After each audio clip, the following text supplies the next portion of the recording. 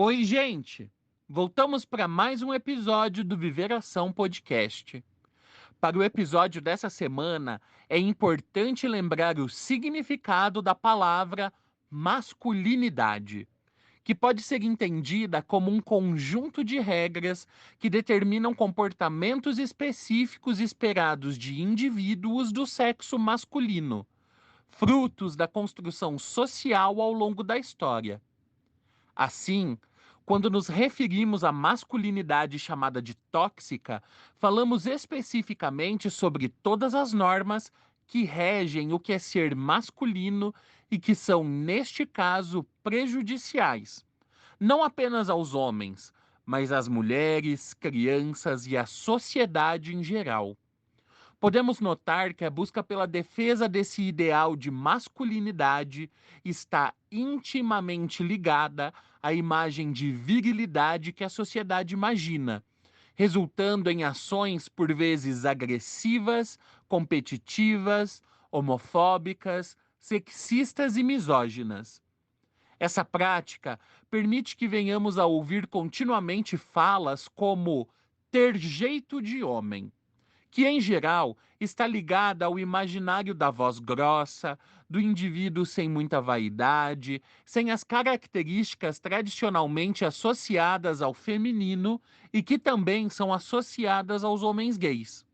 Inclusive, como vocês já devem ter notado, esse imaginário está infelizmente presente dentro da comunidade LGBTQIA+.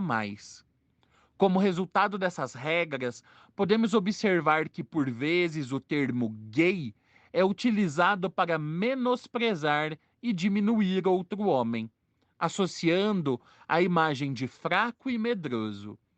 Esse tipo de pensamento estimula a agressividade e violência contra pessoas não heterossexuais e pode dificultar bastante o processo de entendimento e aceitação da própria orientação sexual por parte de pessoas que estão se descobrindo.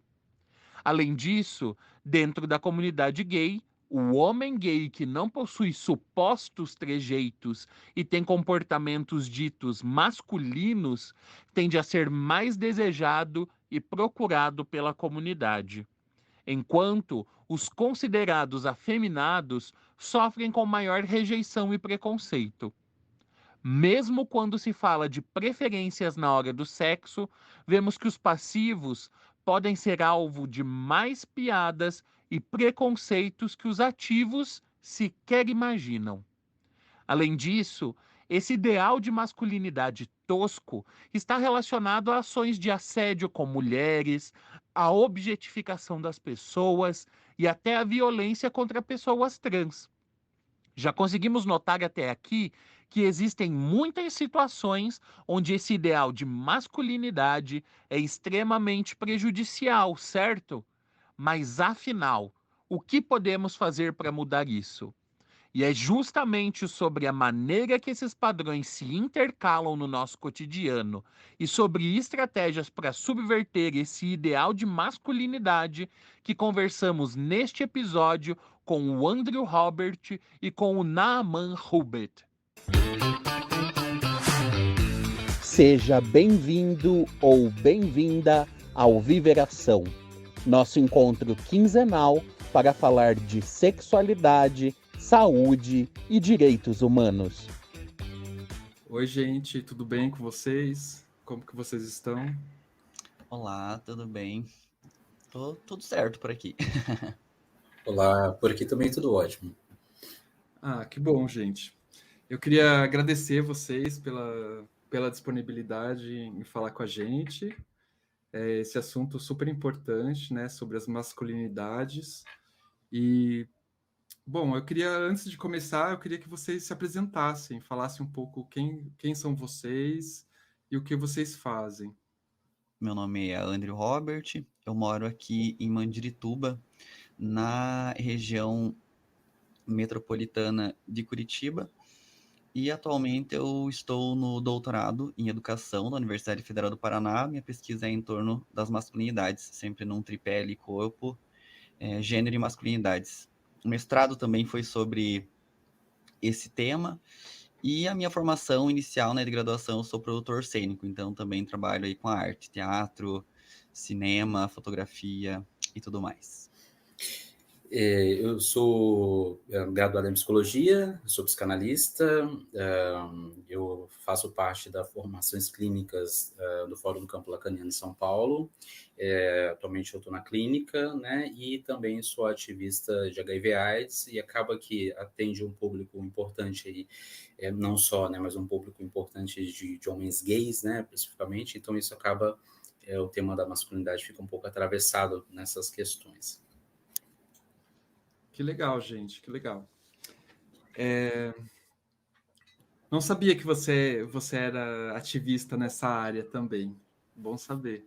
Então, gente, a gente pensou esse episódio para conversar um pouco sobre masculinidades, né? Porque esse é na verdade, durante essa temporada inteira do Viveração, a ideia é trabalhar um pouco questões como masculinidade, hierarquia entre papéis sexuais, questões que são típicas da vivência gay, né? Do homem gay.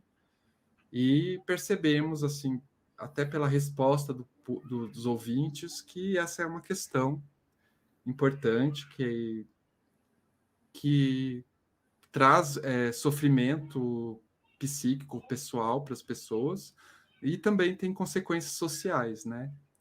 Então eu queria saber de vocês, assim, a opinião pessoal mesmo de vocês, se o machismo ainda é uma questão para nós, homens gays. Bem, eu acredito que é, e vejo como duas frentes, assim como o machismo opera, né, nessa relação com a misoginia também. Opera no primeiro fato, que é na relação entre os próprios homens, porque aí a gente pega essa herança do funcionamento dos relacionamentos heterossexuais e acaba operando nessa lógica entre dois homens, e aí um acaba sempre tendo uma relação de inferioridade e superioridade na relação, de uma tentativa de complementar opostos complementares, né, que é como opera, isso que a gente chama de heteronormatividade, né, que no outro está o meu oposto e também no outro está tudo aquilo que me faltaria. Então, isso opera dentro da dinâmica. Então, quando a gente traz o funcionamento da heterossexualidade para os relacionamentos gays, o machismo acontece ali dentro mesmo, nessa relação, muitas vezes com homens que são afeminados, e tem a relação de, por sermos homens, ocuparmos esse lugar e essa construção de masculinidade, nós operamos através da misoginia, né, contra as mulheres. E aí é importante a gente sempre pensar que misoginia e homofobia elas têm uma raiz de construção social muito próximas. Porque a misoginia, o ódio ao feminino, o ódio à mulher. E quando a gente se toca que as relações gays funcionam muito nesse ódio aos homens mais afeminados, nós temos uma proximidade de discurso violento contra corpos que estão no campo da feminilidade, que estão no campo feminino. Então, a homofobia muitas vezes é esse desdobramento da misoginia sobre corpos que não são corpos mulheres, ou não são corpos tidos como da feminilidade, ou como se pudessem ser femininos. Né? Porque o homem gay ele ocupa um lugar que é um lugar de não homem, mas ele também é um lugar que não é mulher. Então, é uma vala de gênero. Acaba sendo uma vala de sexualidade. Então, esse corpo acaba também sendo violentado, porque aí dentro da comunidade gay tem os homens que eles são mais heteronormativos. Eles tentam se aproximar de um discurso, de um corpo, de uma existência mais heterossexual. E aí acaba reproduzindo a lógica. Ou seja, nós homens gays acabamos muitas vezes sendo machistas e misóginos e, ao mesmo tempo, recebendo isso de volta sobre os nossos corpos. Né? É uma via de mão dupla, é uma faca de dois gumes o tempo todo, essa relação de opressão, misoginia, machismo e homofobia, assim, esse trio, né, de opressão e violência. Uhum, uhum. E aí é uma questão em vários sentidos, né? Assim, desde, por exemplo, essa reprodução desse jogo, o jogo da misoginia contra homens gays afeminados, né? Que performa assim, tem uma performatividade muito mais próxima, digamos, ao feminino. Por outro lado, tem essa busca por esse ideal do que é ser homem, né, que está dentro dessa lógica performativa também, Aí, né, a gente vai vendo, por exemplo, essas segregações que eu acho muito interessante quando a gente vai pensar o que é o padrão, né? Normalmente não é só uma questão estética, né? Entra também uma certa performatividade muito mais próximo do modelo heteronormativo, né? Esse menos afeminado. Então, assim, são muitos atravessamentos, né? Desde o ponto desse ideal, né, que é o mais desejado nesse sentido, né, que aí a gente vai tendo essas camadas de opressões dentro disso que a gente está chamando que é homens gays, né? Então, quanto mais, que é o Andrew fala, né? Quanto mais próximo ao afeminado, muito mais segregado e, por vezes, até violentado, né? De várias formas. Por outro lado, tem a busca desse ideal, né? Essa tentativa que é curioso, né? Se afastar, né? Desse modelo mais feminino. Então, que é dessa performatividade mais afeminada, né? E então está em várias camadas, de várias formas, né? Tanto nessa busca de parecer mais masculino, que isso está dentro da lógica do machismo, quanto essa sensação de não adequação também por homens gays, por exemplo, afeminados, né? Por causa dessa exclusão. E essa busca é por esse modelo, né? Então, sim, tá muito intrínseca, né? Assim, tá bem dissolvida ainda. E me veio um exemplo aqui que é um clássico nisso, de então ver no cotidiano, que às vezes parece muito abstrato quando a gente fica falando muito da estrutura, né, do machismo, a misoginia, parece uma coisa muito pairando no ar. Mas, por exemplo, um comentário que parece muito simples, que ele é duplamente problemático, porque ele é misógino e transfóbico ao mesmo tempo, que há um hábito dos homens gays a falarem sobre, por exemplo, eu nasci de cesárea, porque eu não gosto nem de passar perto. É uma fala cotidiana, frequente, e ela é duplamente problemática, porque ela é misógina e ela é transfóbica ao mesmo tempo, né? Porque dentro de uma sexualidade, de um espectro de sexualidade homossexual, nós temos os homens trans, que eles têm vagina. Então se propõe a um ódio, né, que é disfarçado desse discurso que ele é inocente, que ele é do humor, que ele é da brincadeira, mas que a linguagem sempre denuncia as opressões. Né? Sai da nossa fala, sai do impulso da brincadeira. Mas o que é esse impulso da brincadeira, né? O que constrói esse impulso, entre muitas aspas, humorístico, de falar, nasci de cesárea porque eu não gosto de passar nem perto. Então, veja, tá muito no dia a dia, tá nas nossas falas, tá na nossa roda de conversa, tá lá no fumódromo da balada, sabe? Não tá distante, não é uma coisa ou outro. Falar sobre machismo nos homens gays não é falar sobre o outro que é machista, é falar sobre as minhas falas, sobre o que denuncia no meu cotidiano, né? Nas minhas conversas com os meus outros amigos gays. E eu acho que é isso. Sim, e fazendo um gancho com isso, eu estou pensando clinicamente, né, assim, em relação a isso, o que eu tenho escutado, por exemplo, esse tipo de sofrimento, as escolhas amorosas, por exemplo, né, homens afeminados tendem ou não se achar, pelo menos é o que eu tenho escutado, né, ou não se achar desejáveis, no sentido dentro dessa lógica, né? Então, o que é desejado é quanto mais próximo do macho, né? No sentido dessa performatividade, né? Fica aí nesse ideal.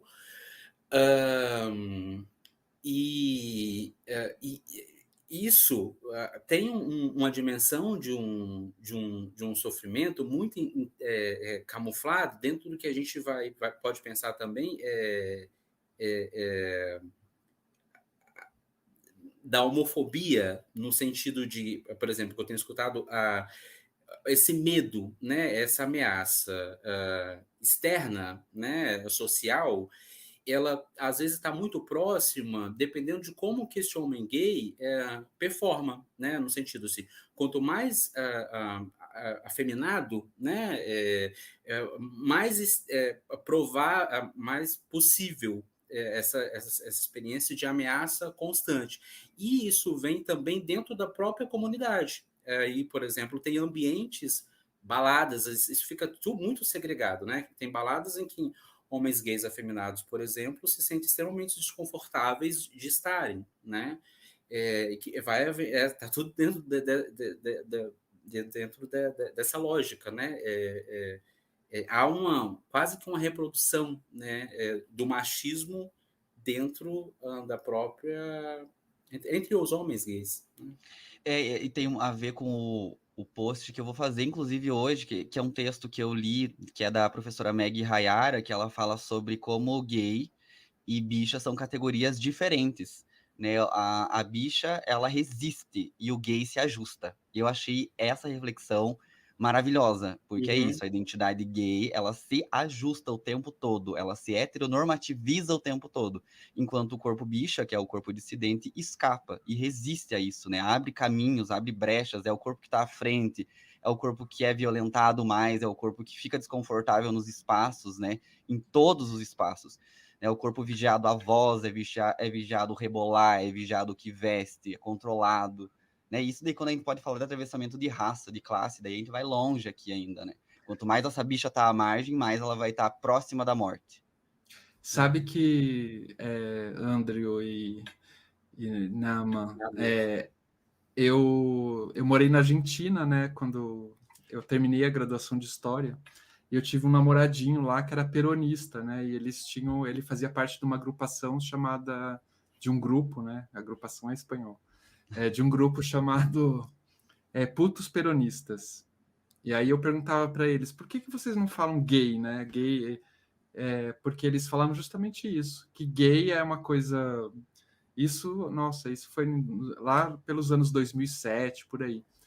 Gay é uma coisa ajustada à sociedade, enquanto puto é uma coisa, é uma subversão do termo que era um xingamento, né? Então esse grupo que enfim, é um grupo de esquerda ligado ao peronismo, mas LGBT, eles se denominavam putos peronistas. Não sei se existe ainda, como é que é, mas... Sim. E sabe que vocês falando assim, eu me lembrei do filme que eu assisti ontem, que eu até comentei com vocês, que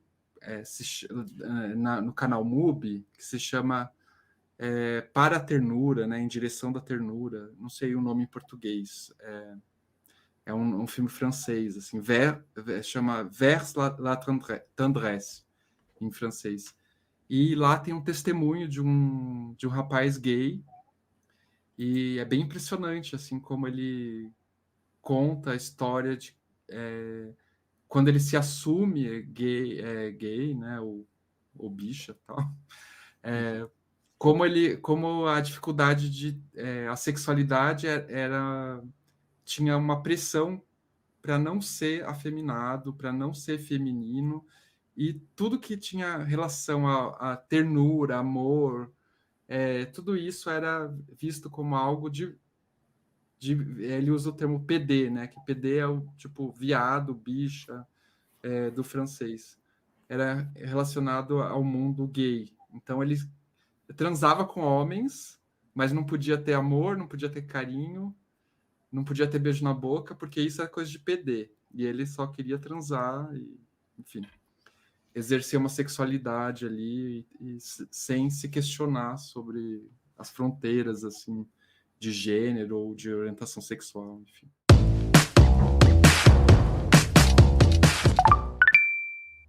E esse assunto me traz a uma outra questão, né? Quando a gente começou a fazer esse projeto aqui, que é o Viveração, a gente colocou como objetivo, né, de conversar com pessoas gays, homossexuais, e HSHs, que é um termo que vem da epidemiologia, que é homens que fazem sexo com outros homens.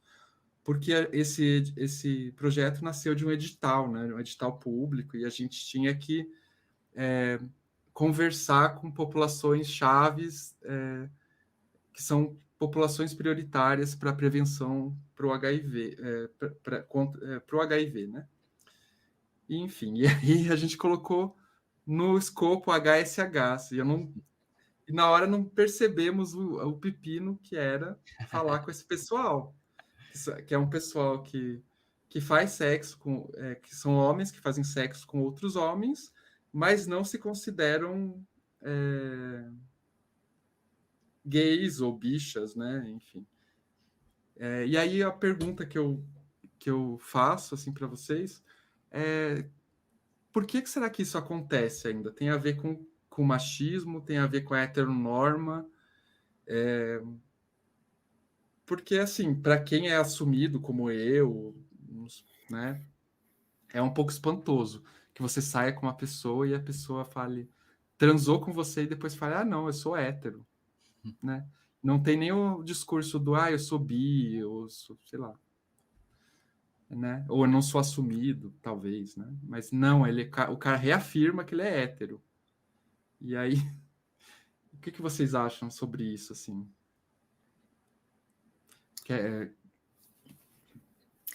Acho que tem uma questão complicada, né? Se a gente for pensar, falando do meu lugar, né? No sentido de pensar sexualidades, né? Mas certamente um desconforto com a homossexualidade, no sentido de se dizer ser gay, né?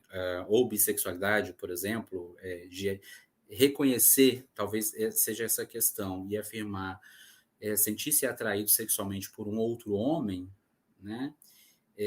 Certamente isso tem algo, sim, em torno aí do machismo, da heteronorma,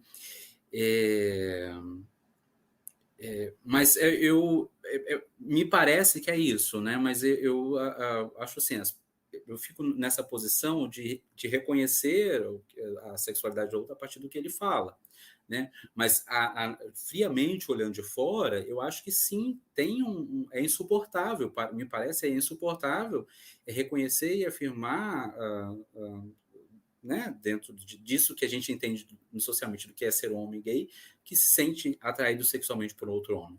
Eu transo com homem, mas não sou gay, né? Teoricamente, o que define que ser um homem gay ou homossexual é se sentir atraído sexualmente por outro homem. Mas eu não digo que eu sou gay, mas transo com homem. É um pouco confuso, né? Assim, tem algo... Enfim, parece ter algo aí.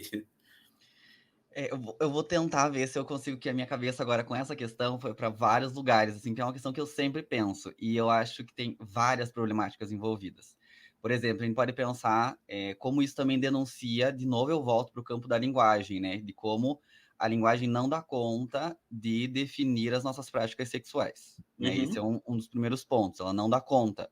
Porque esse cara tem uma prática sexual, mas ele não se reconhece em um lugar, né, de sexualidades que não sejam heterossexuais. Porque talvez a heterossexualidade, talvez não, a heterossexualidade sempre encena esse lugar neutro, né, de habitar. Então, nós somos os outros, né, mas o correto é o hétero. Então, eu fico ali, mesmo que eu tenha uma outra prática.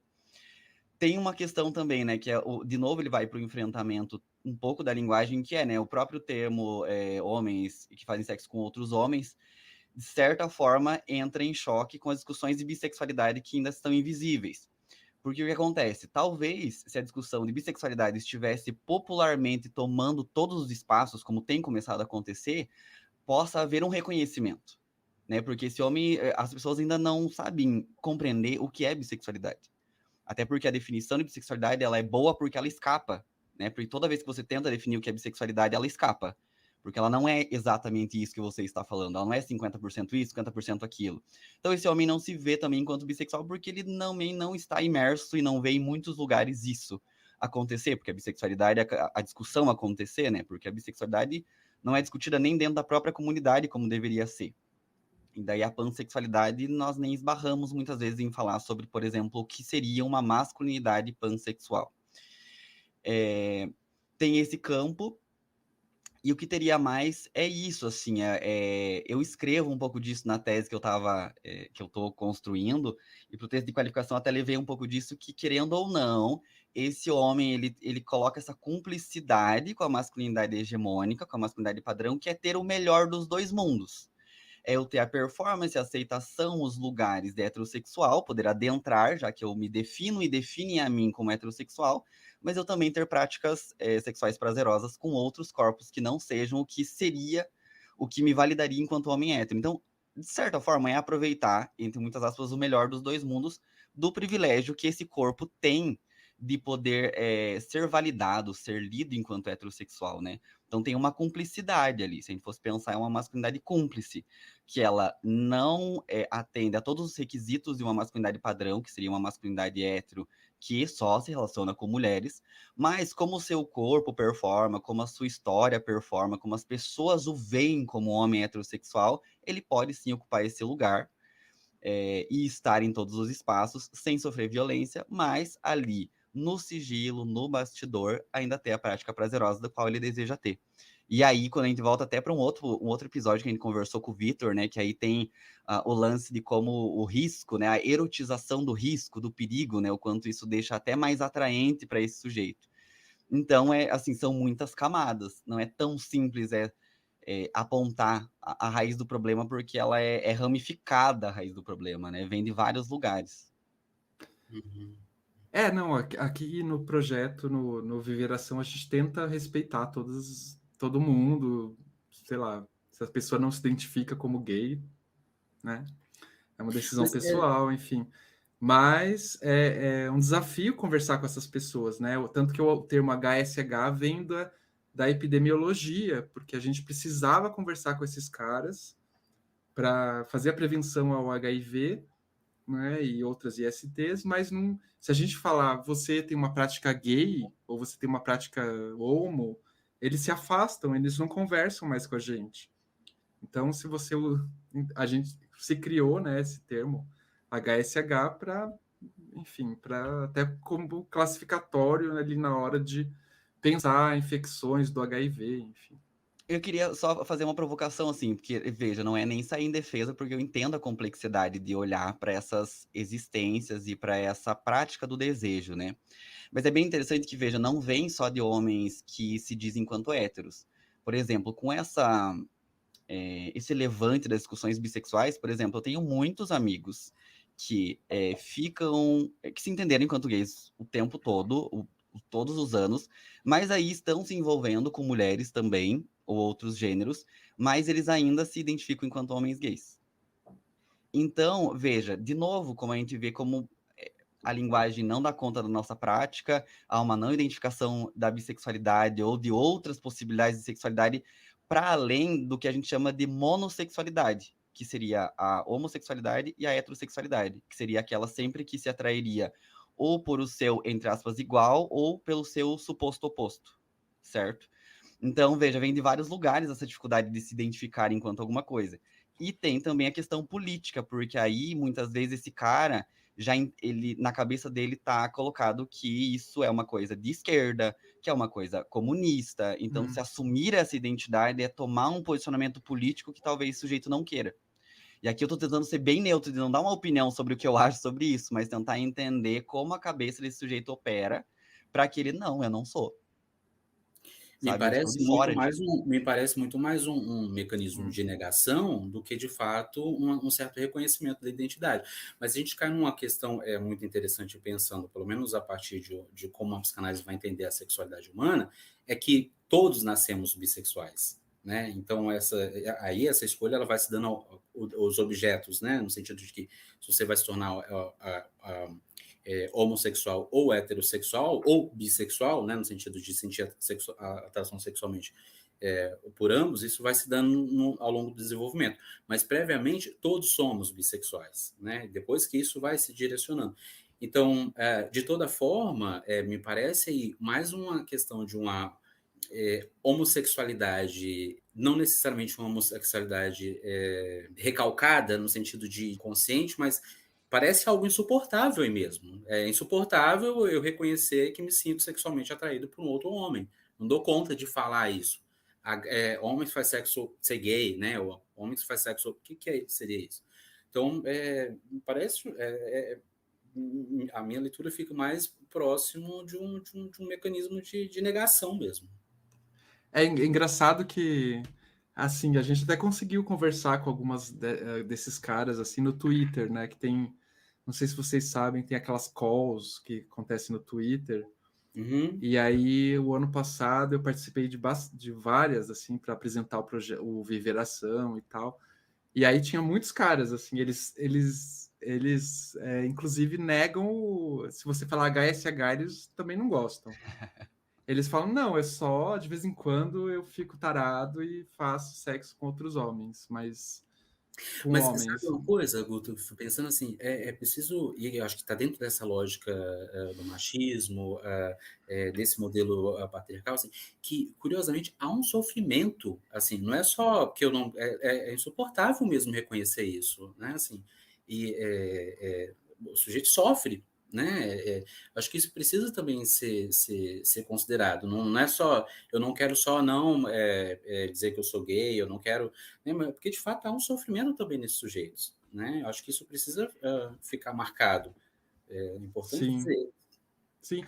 Até você me fez lembrar agora que quando eu me lembro quando eu me assumi faz tempo. Faz 84 anos. Eu tinha uma preocupação assim muito grande mesmo na época com a questão da masculinidade e tal. E nesse filme que eu assisti ontem também, as falas do rapaz que era gay falando coisas machistas, assim, nossa, eu fiquei muito chocado, porque me lembrou o meu passado, sabe? Eu era tipo aquele gay que deitava com o namorado, com carinha que tava saindo, mas na cama, mas se pegasse na minha bunda, eu levantava da cama. Eu falava, não pega na minha bunda. Era um machismo tão forte que era, assim, isso nos anos Mas 90. veja como é atravessado realmente, né, por essas duplas opressões de um lugar, porque tem por exemplo, aqui mais no interior também tem esse lance de que as pessoas confundem homossexualidade com transgeneridade, né, ou com pessoas Uhum. com mulheres travestis, e aí veja o quanto essa negação de si, ela tá atravessada simultaneamente por, então, uma misoginia, que é não quero ser mulher, eu quero que todo mundo Uhum, saiba que eu não uhum, quero ser mulher. Depois eu quero que todo mundo saiba que eu não sou uma travesti. E aí eu quero que todo mundo saiba que, na verdade, eu não sou. Tem homofobia internalizada, tem misoginia, tem transfobia, tudo operando junto. uhum, uhum. Né? Eu não quero me identificar com essas imagens que estão na mídia, que estão na rua, que estão nos filmes, que estão nas novelas. Eu recuso a ocupar esses lugares. Né? E daí tem vários fantasmas políticos em torno disso. Então, eu acho que. E o sofrimento, eu acho que também é relativo, assim, no sentido de que algumas pessoas sofrem muito com isso, e outras, elas, assim, estão vivendo dessa forma. Porque tem até uma discussão que vem meio que da gringa sobre uma suposta neo-heterossexualidade. Até fiz um post sobre isso, que seria, então, uma prática de homens heterossexuais que também se relacionam com outros homens. Mas veja todo, assim, o malabarismo discursivo, o malabarismo de linguagem para escapar de um lugar marcado por preconceito e violência, né? Me preocupa isso porque é uma disputa de uma outra construção identitária que se coloque num lugar de poder e que tenha acesso a todos os prazeres que ele queira, mas ainda assim sendo respeitado como um homem de verdade. Então é isso que a gente vê acontecendo. É essa busca de, não, quero me manter sendo respeitado, mas também quero ter o privilégio dos prazeres sexuais que eu quiser ter. Uhum. Sabe? Opera nessa lógica também de não perder o lugar de privilégio que a heterossexualidade dá, sim, à maioria dos homens. Todos com recorte de classe, raça, tudo mais. Mas que há um privilégio da heterossexualidade, há. E isso está dado, isso a gente está estudando há muito tempo. Uhum, uhum.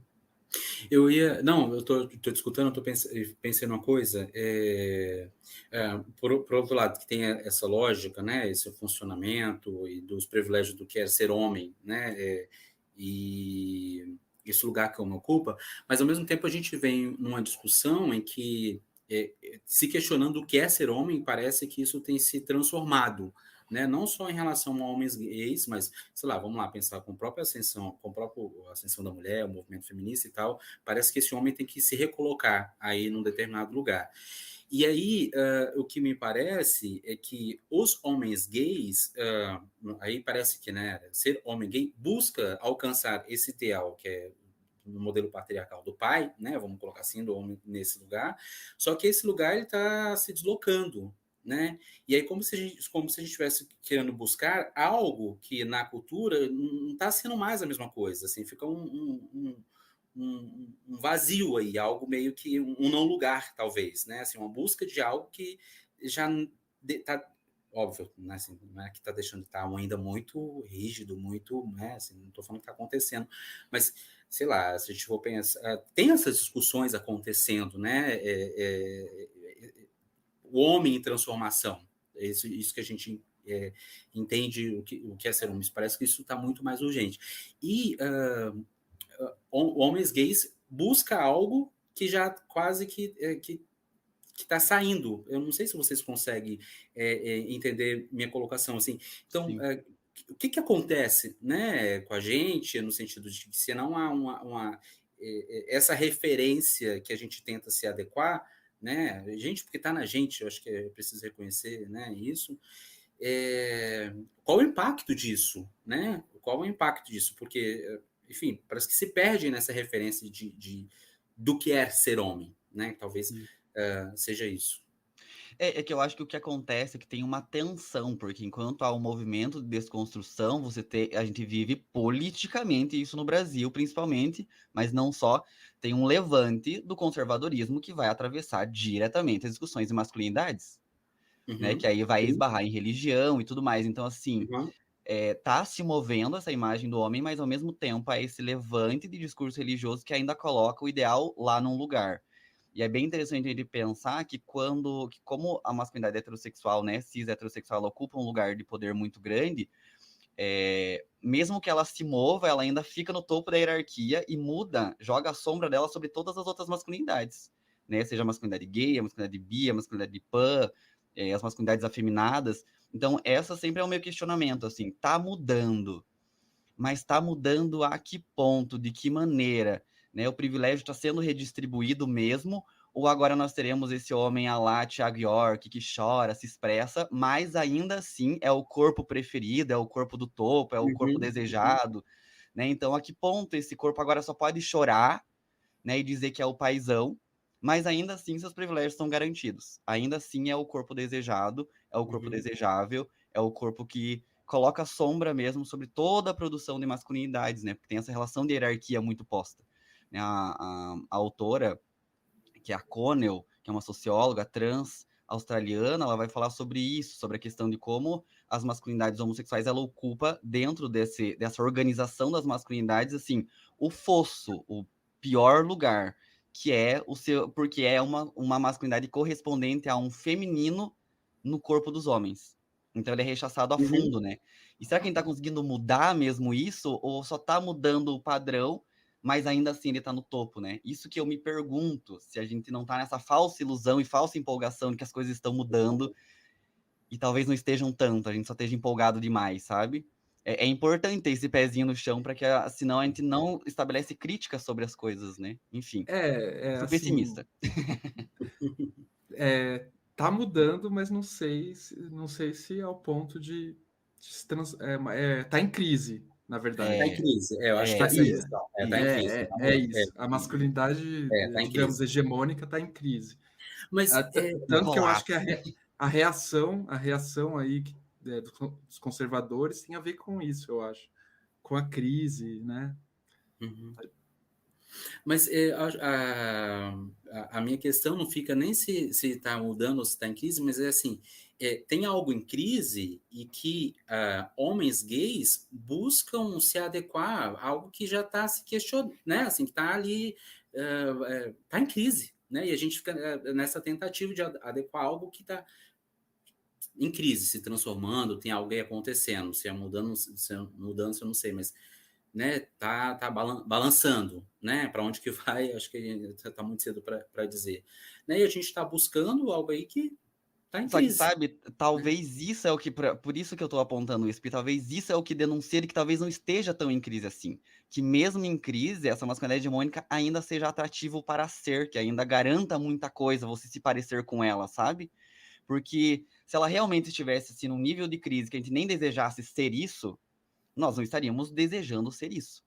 Mas se a gente ainda, mesmo ela em crise, a gente tá querendo ser como, né? Eu digo nós de uma forma geral, que a gente é influenciado a isso. A gente abre Instagram e quais são os corpos que estão sendo exibidos no Instagram? Né? Às vezes eu paro e fico pensando, tipo, quanto o meu desejo é construído do meu corpo a ser corpo igual esses caras são. E aí eu fico pensando, então será que isso não é uma denúncia mesmo, que as coisas não estão Não é que tudo é inútil, que a luta é inútil, que nada mudou, mas o poder que é de uma coisa estar em crise e ainda assim a gente desejar ser aquilo que está em crise, porque ela ainda garante acesso a lugares, acesso a empregos, acesso a lugar de poder, sabe? Isso para mim é uma denúncia, assim, de que não estamos mudando muito não ainda, sabe? Sabe que os últimos 3 episódios do Viver Ação, a gente está discutindo a mesma coisa ainda. Essa questão da masculinidade. A gente discutiu o primeiro... Não, o primeiro episódio foi ainda uma coisa um pouco... extensão da outra temporada, que foi a masturbação. Mas os outros, a gente discutiu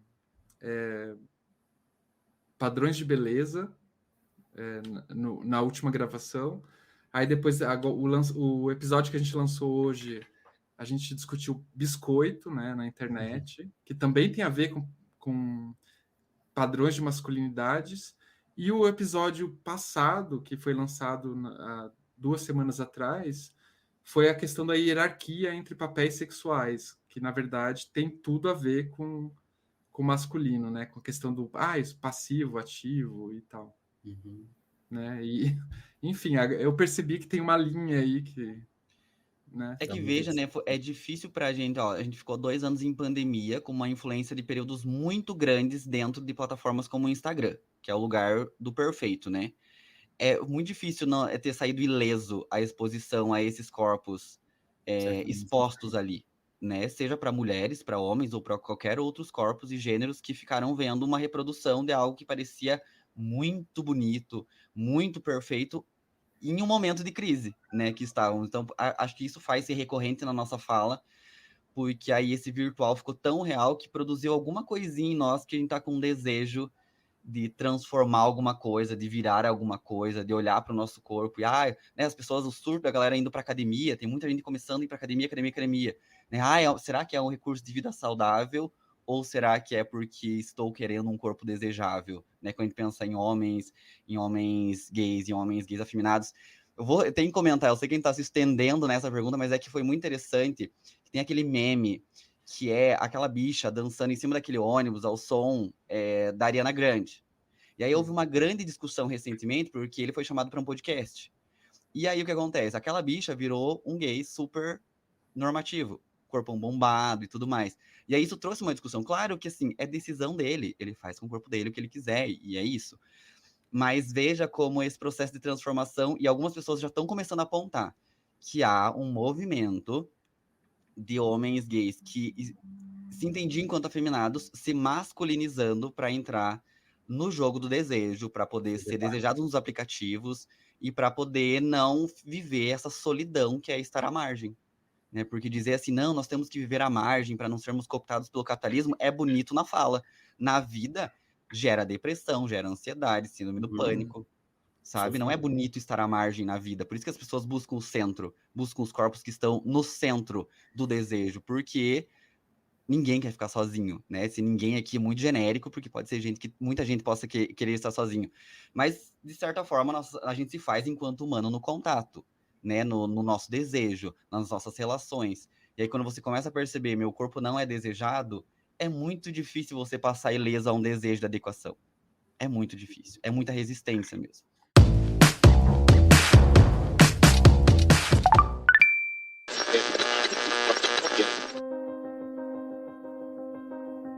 O Viver Ação precisa de você.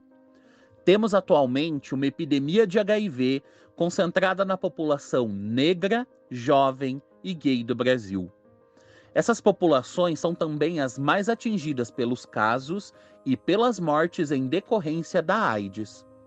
Romper os tabus com relação às práticas sexuais é contribuir para a diminuição dos casos de agravos relacionados ao HIV e a outras ISTs.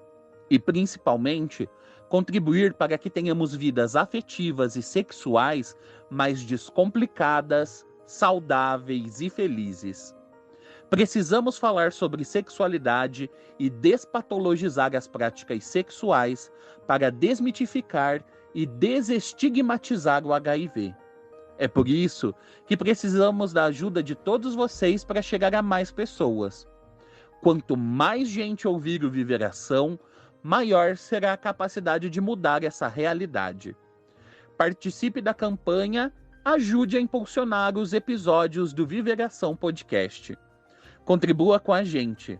Nossa chave Pix é viveraçãopodcast@gmail.com. Lembrando que Viveração é sem cedilha e sem o tio. Todo o dinheiro arrecadado será usado exclusivamente para o impulsionamento dos nossos episódios nos tocadores e redes sociais.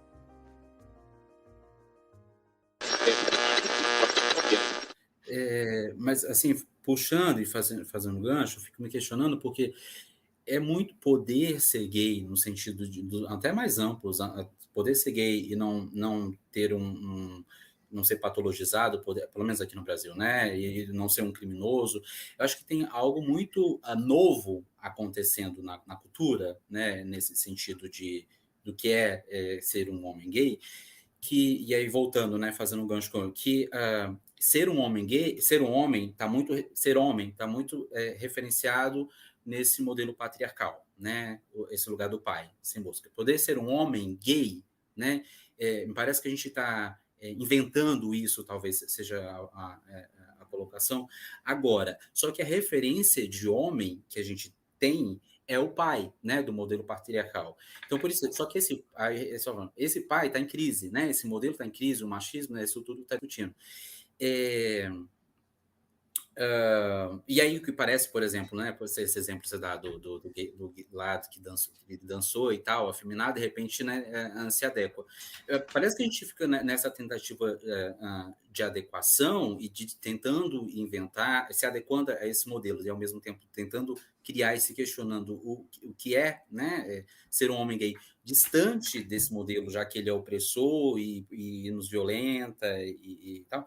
Mas tem algo, me parece que tem algo em invenção também, descolando desse modelo, né, patriarcal, cis heteronormativo, que está dentro dessa, que o machismo funciona dessa lógica, mas ao mesmo tempo e aí o feminino é insuportável, o feminino, né, tudo fica próximo aí da misoginia, isso a gente não suporta, né, em alguma medida, mas me parece que tem algo a ser inventado também, que não corresponde a essa lógica, mas também que vai em oposição a essa, pelo menos deveria, né, que eu acho que talvez esse caminho, em direção a isso que a gente tem ido, né, nos últimos tempos. E aí eu fico pensando também agora, por exemplo, nos estudos queer, nesses outros tipos de discussão, que talvez rompe com esse binarismo, né, assim, com essa ideia, e que a gente precisa inventar isso, talvez, né, descolar de tudo que está posto e criar essas formas de ser. Eu ouvindo, assim, conversando aqui, eu fico me perguntando, aí, assim, é bem jogando para que alguém tenha a ideia de queira sentar e escrever um artigo sobre isso. Mas, querendo ou não, vou usar um termo, remasculinização desses homens gays, né, que tinham uma performance mais afeminada, aqui no Brasil, né, pensando num recorte político, quanto tem a ver com a ascensão do conservadorismo, ainda que a gente ache que esteja descolado, sabe? O quanto inconscientemente isso pode ter repercutido nas nossas performances de ser homem, com o levante desses discursos conservadores, né, que a gente não estou falando da masculinização, né, da busca pela machismo desses homens que já apoiam o governo que está, por exemplo, os discursos, né, desse governo. Mas esse combate à teoria queer, esse combate a uma suposta ideologia de gênero, o quanto isso cria possíveis fantasmas que não são perceptíveis a todos. E aí, o quanto a gente está ali sendo produzido por esse discurso mesmo sem querer, sabe? Porque parece coincidência demais uma ascensão política conservadora e uma remasculinização desses homens gays, sabe? Simultaneamente, esses corpos que eram dissidentes, que agora estão se masculinizando, estão se heteronormativizando. Não parece coincidência demais um período político conservador e isso estar acontecendo, ainda que essas pessoas se digam progressistas, ainda que as pessoas se digam de esquerda, sabe? O quanto não tem garantias que nós estamos passando ileso a esse discurso. Fico pensando, mas isso é uma hipótese, muita hipótese, jogada ao além para que as pessoas pensem e alguém escreva sobre, sabe? Só me ocorreu agora.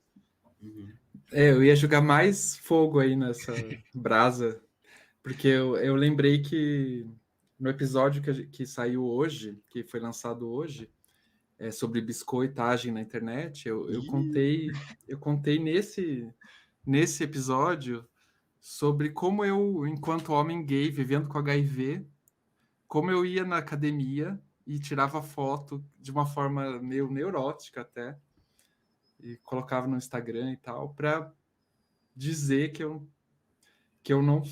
não me parecia com a cara da AIDS que eu tinha na minha cara, na minha cabeça. Então, enfim, eu jogaria mais fogo aí na nossa conversa, mas fica mais complexo ainda, né? Mas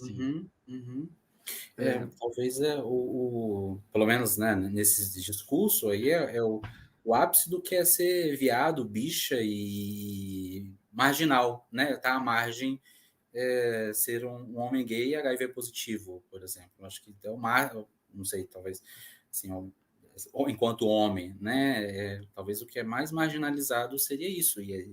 Enfim, aí tem todo esse movimento que é histórico, né? Desde o início da epidemia, para tentar se distanciar dessa estética aí. Mas ao mesmo tempo, para mim, assim, serviu. É irônico e contraditório, porque ao mesmo tempo serviu para me levantar. Claro. Assim, porque eu tinha passado por um momento de dificuldade, de ficar doente e tal. E aquilo serviu para. Não foi assim, eu era biscoiteiro enfim, foi até contei isso no episódio passado, que foi um momento de dizer, não, estou vivo, estou aqui, estou, né? Porque tem um investimento em si também, né? Quando você vai treinar, quando você vai para academia, assim, tem algo que é só que a gente que tem um pouco desse discurso aí, que acha que é uma tentativa de se adequar, a se masculinizar, vamos colocar assim, Isso. Mas tem algo que está para além disso, que é um investimento em si, principalmente numa questão de saúde, né, psíquica que eu estou falando. Poder estar treinando e malhando, sei lá, se alimentando bem, tem uma questão de um cuidado, tem um investimento psíquico.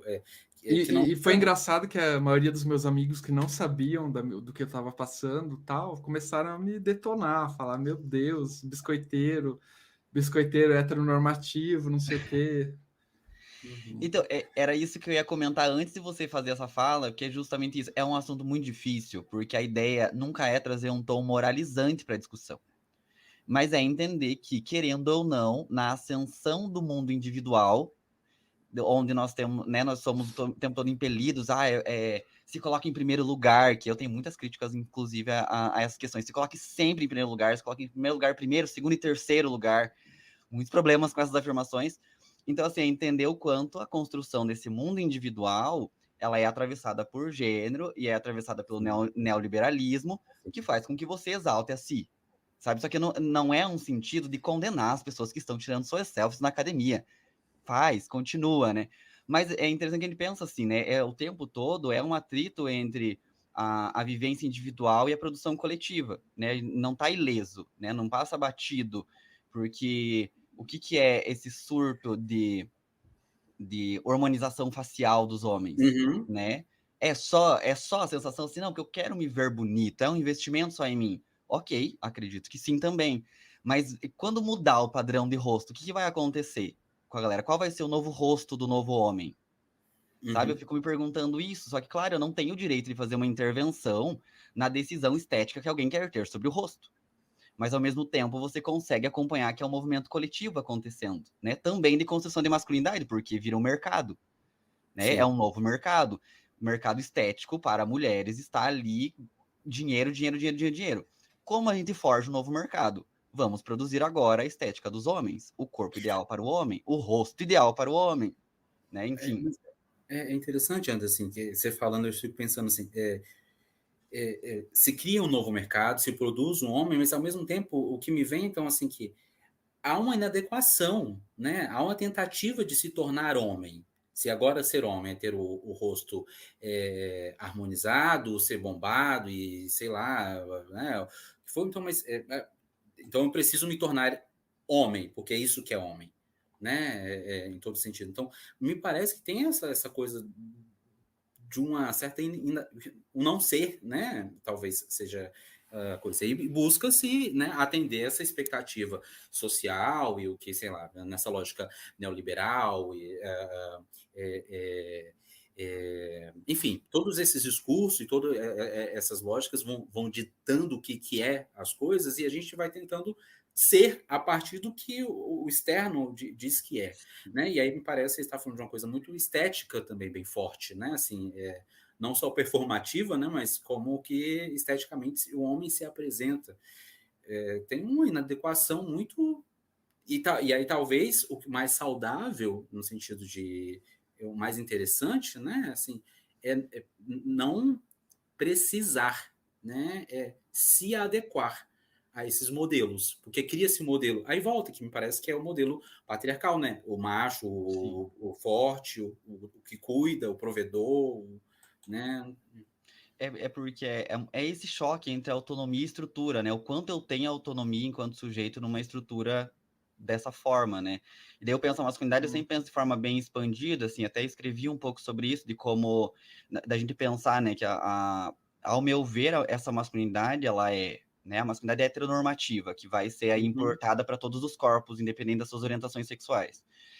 Ela é um produto, assim, que ela tá nas prateleiras, à venda, né? Então, quando a gente tem um discurso armamentista, é ali um elemento de masculinidade sendo vendido, né? Que tem um recorte de classe muito bem estabelecido. O mercado dos carros é um mercado de masculinidade, você adquire aquela masculinidade, você adquire aquele poder a partir daquele carro caríssimo, e você estabelece uma hierarquia com quem não tem. O que mais? Aí, o mercado ali dos anabolizantes, enfim, da academia, de novo, você adquire masculinidade, você compra masculinidade, porque você paga aquela academia para produzir aquele corpo. Né? Quando a gente pensa... André, você viu o vídeo do Porta dos Fundos que fazem uma ironia com essa questão da masculinidade e armas, fazem um revólver da Pablo Vittar no final. Assim, eu não vi. Muito bom, depois vejam. Enfim, veja, ó, que justamente são ironizando compras, né? a questão da arma com falo e tal. Isso, Eu só fiquei pensando nisso quando você foi falando. Tem as relações. Então, veja, ó, você compra isso. Aí, por exemplo, a pressão, né, da grande performance sexual do homem. Aí temos um mercado para você adquirir essa masculinidade. Tem o Viagra e os outros estimulantes sexuais. Que ali você adquire o quê? Masculinidade. Então, você compra a masculinidade o tempo todo. Né? E eu acho que isso é muito interessante a gente pensar, porque daí isso já denuncia o que a gente já fala há muito tempo e parece óbvio, senso comum, mas ainda não é óbvio para conservadores, né? Que a masculinidade não é natural. Né? Ela é uma construção o tempo todo, ela é uma aquisição, inclusive financeira. Mas né? aí Compramos masculinidade o tempo todo. Aí eu vou fazer uma questão, e aí se vocês quiserem, vocês cortam, porque você falou isso, me veio. Eu fiquei pensando na questão da transgeneridade, né?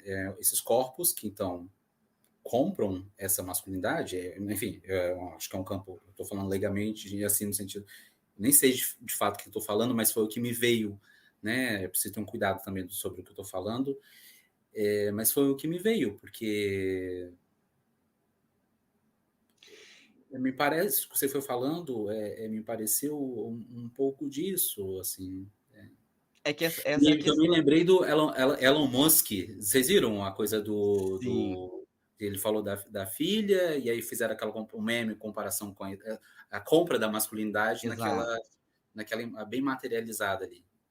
É porque o grande lance, acho que quando a gente observa isso, de como a masculinidade é uma aquisição, é o que a gente consegue, inclusive, favorecer a discussão dos homens trans, de que eles não são menos homem por isso ou por aquilo, ou porque eles construíram essa masculinidade, porque todos nós construímos as nossas masculinidades. Né? E eu acho ainda que a masculinidade trans ela tem até um pouco mais de autonomia para construir, porque ela sai de um outro lugar. A construção da masculinidade trans sai de um outro lugar. Né? E aí é muito interessante que a professora Helena Vieira, ela estava dando uma aula, ela é uma mulher trans, e ela falou que ela estava saindo com uma pessoa, e aí a pessoa, esse cara, enfim, era super bombado e tudo, e bem da academia, e aí ela tinha comentado com ele sobre que ela queria fazer algumas intervenções no corpo dela e tudo mais, né, cirúrgicas, acho que colocar prótese, e aí ele falou para ela bem assim, não mexa no seu corpo, deixe tudo natural. Porque eu não gosto de intervenções no corpo. E aí ela olha para ele e fala bem assim, mas o que é a academia que você faz, se não uma produção de gênero e uma intervenção direta no seu corpo? Então as pessoas que são cis, elas não veem que elas estão intervindo no corpo delas. Elas Sim. só denunciam as intervenções nos corpos trans. Então, por isso que vão falar assim, porque aquele corpo ali tá produzindo uma masculinidade, mas masculinidade é natural, não tem como esse corpo ser masculino. Não é, porque a sua masculinidade cisgênera não é natural. Você comprou muitas coisas dela e as outras você forjou também. Então, essa é a questão, né? Todas as masculinidades são aquisição, sejam cis ou sejam trans. A questão é que elas partem de discursos de lugares diferentes, né? De discursos que validam enquanto, não, é homem devido ao órgão e esse não é homem devido a um órgão. Né? Mas a aquisição dessas masculinidades, as duas, enfim, todas as masculinidades são aquisição, né? Independente dos corpos que elas sejam forjadas. E você falando em aquisição, me chega algo, por exemplo, sei lá, vamos lá pensar, a própria harmonização facial, né? Que é uma aquisição. Aí eu fiquei pensando na relação disso que é bem adquirido mesmo e disso que se performance, né? Assim, essa relação do que se adquire, que acho que fica muito mais claro, né? O que é performar uma masculinidade e que quer adquirir, né, uma masculinidade, que me veio essa lógica aí. Ao mesmo tempo que eu acho que é meio intrínseco também, né? Porque a partir da aquisição você performa também, né? A partir do seu corpo de academia, por exemplo, você performa uma masculinidade. Então, tem as duas coisas, acho que elas são juntas. Eu acho que as aquisições constroem a sua performance de masculinidade. E as suas não aquisições também constroem a sua performance ou não performance de masculinidade, né? Ao meu ver, parece funcionar por aí, sabe? Não sei se faz sentido para vocês. Sim. Enfim, eu embarquei nesse tema e fui. Mas eu acho que tem tudo a ver com a proposta, assim, porque... Não, então, eu achei, nossa, muito interessante nosso papo aqui, mas a gente já estourou o tempo, a gente fez 2 perguntas só. Aí eu queria fazer uma proposta para vocês, não sei se vai ser um pouco abusivo ou sei lá, de talvez a gente fazer uma segunda sessão na semana que vem. Só marcar de hora que volto, sim. Então tá bom. Então, olha, gente, muito obrigado. Não sei se vocês querem passar a rede, não sei, falar a última fala, assim, passar a rede social. De qualquer forma, a gente sempre divulga a rede social de vocês. E aí a gente marca na semana que vem. Depois que eu interromper a gravação aqui, a gente... Beleza. Bem, eu quero agradecer por estar aqui e pelo próximo episódio, pelos outros que eu já estive aqui. Eu gosto muito de gravar e estar aqui sempre nesse projeto. Eu vou pedir para a galera que quiser me acompanhar nas redes sociais. Lá no meu Instagram, assim, ele virou basicamente a discussão só sobre isso. Então, @AndrewRobert, lá sempre é o tripé de discussão corpo, gênero e masculinidades.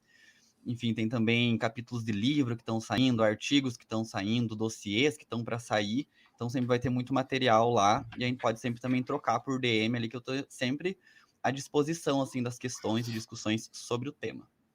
Então, é isso. Eu também agradeço.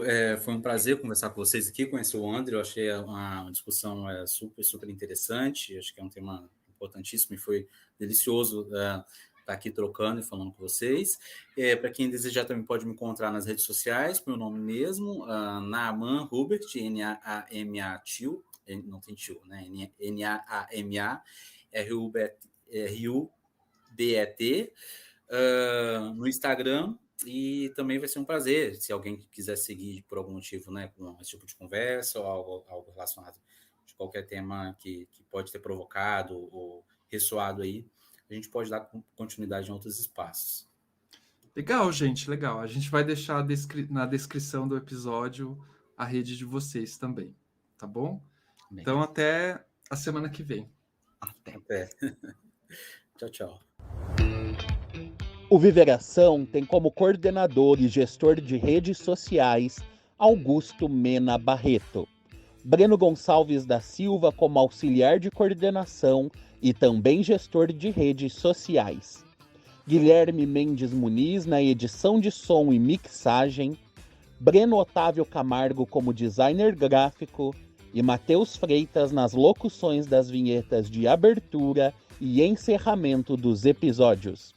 A segunda temporada do Viveração tem o apoio e o financiamento do Fundo Positivo.